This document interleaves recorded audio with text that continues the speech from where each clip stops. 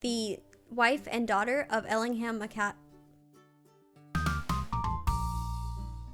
Hey fellow fiction fanatics, I'm Chase. Welcome back to my channel. Today I'm going to be doing my March wrap-up.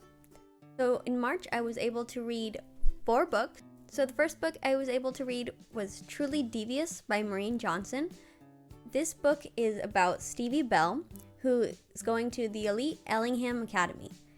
She's this brilliant girl who loves true crime and mysteries and wants to be a detective when she grows up. She's earned her spot at the Ellingham Academy, which is this school unlike any other. It thrives on those who are unique and goes above and beyond any other school, and like their founder, believes that learning is a game.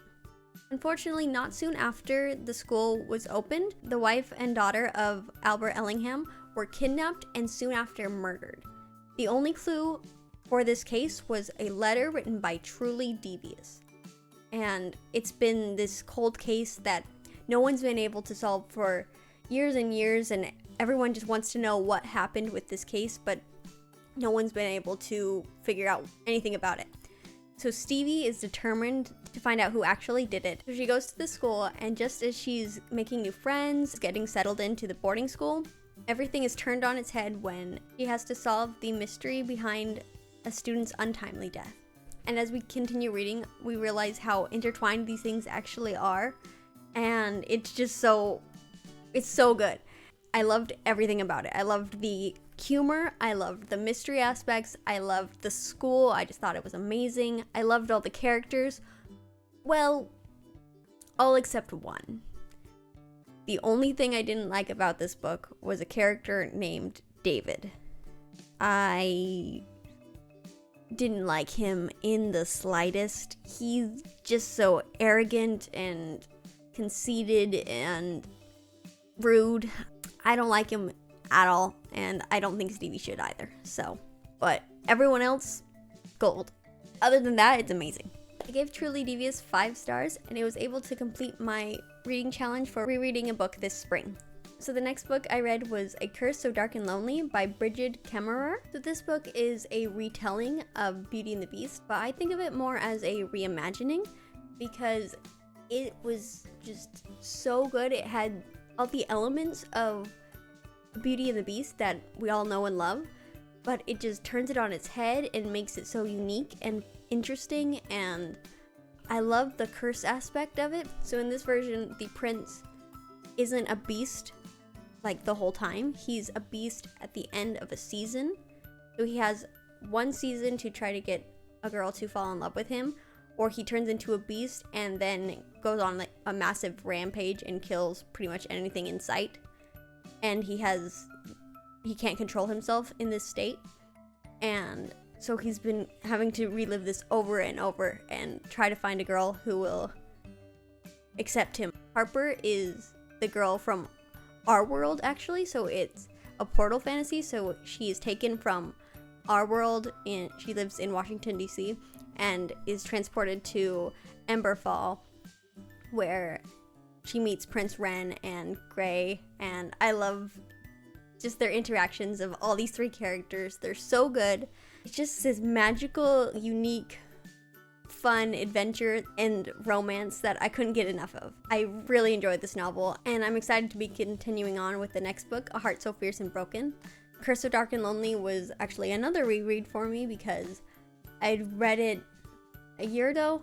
I remembered the most part of what was going on, but I wanted to reread the whole thing so I could jump right into the second one and be immersed in the story.